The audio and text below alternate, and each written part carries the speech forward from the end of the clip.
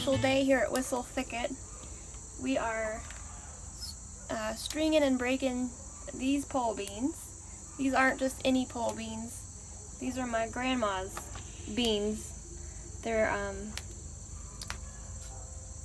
these go back for a couple generations, you'd say, Mom? At least. Maybe more.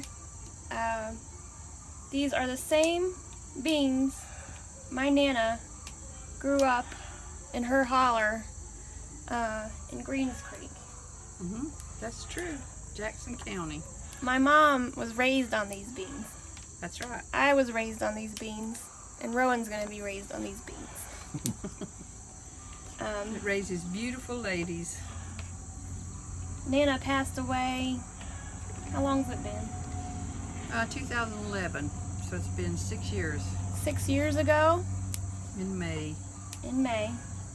I have one jar left of her canned beans. I refuse to eat them because there's just so much memory. So today we're gonna can up our own beans using Nana's recipe and technique in kind of celebration of her, and we hope to keep her tradition and our heritage alive by keeping this going. So we're setting some of these beans aside to dry. We're going to keep some of the seeds out of them so that next year we can continue to grow Nana's beans. And hopefully the year after that and the year after that. Okay, Rowan, look at your bean. It's got a little skinny end and it's got another end. Take the skinny end, no, the skinny end. Okay. Turn it up like that. Pull it down. Then take the other end, turn it this way. And you got all the string off. Then break it like this. Okay, let's break one more. Okay, watch how I do this. You're breaking them the hard way. If you do like this, they're easier. They sort of pop. But if you do them to the side, it's hard to break them. Break them towards the seam. See, if you do this, they're harder. But if you start with the top on top, it's easier.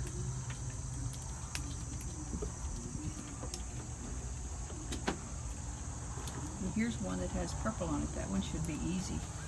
Sometimes they have fat beans on the inside that taste so good after you can them.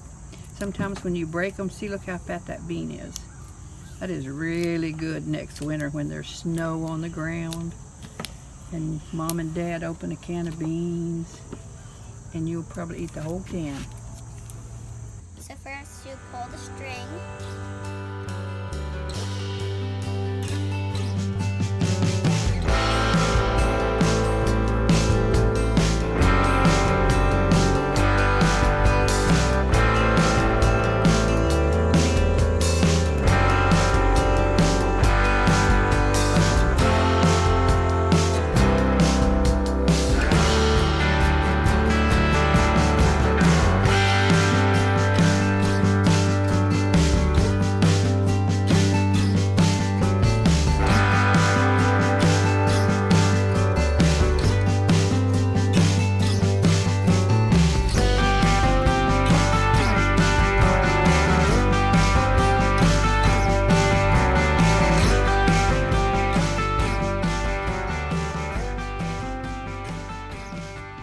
I remember sitting on my Nana's front porch helping her string and break these beans with Mom and some of the other women in our family. It's kind of a rite of passage, really.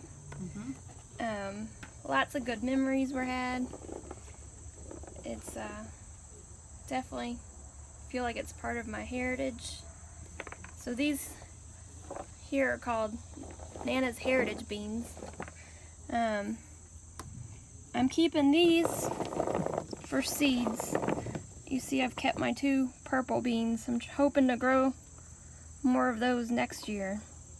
It's real important that we keep these alive so that our heritage also stays alive. And we always have plenty of beans to eat every year, just like Nana's. In the wintertime when it's cold and snowy, there's nothing better than a pot of green beans cooking on the stove and making a cake of cornbread and cutting up some soupy taters and opening up some homemade kraut. That's a delicious meal in the wintertime.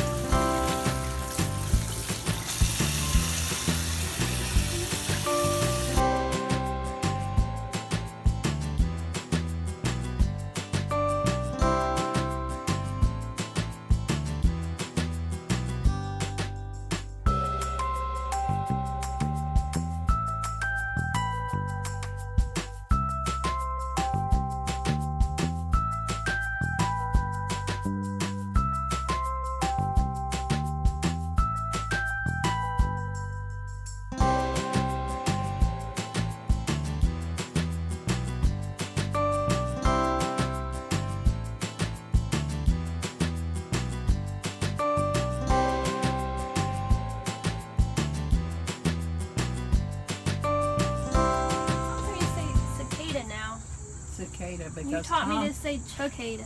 Tom taught me now. It's them Midwest boys you have to listen to. No.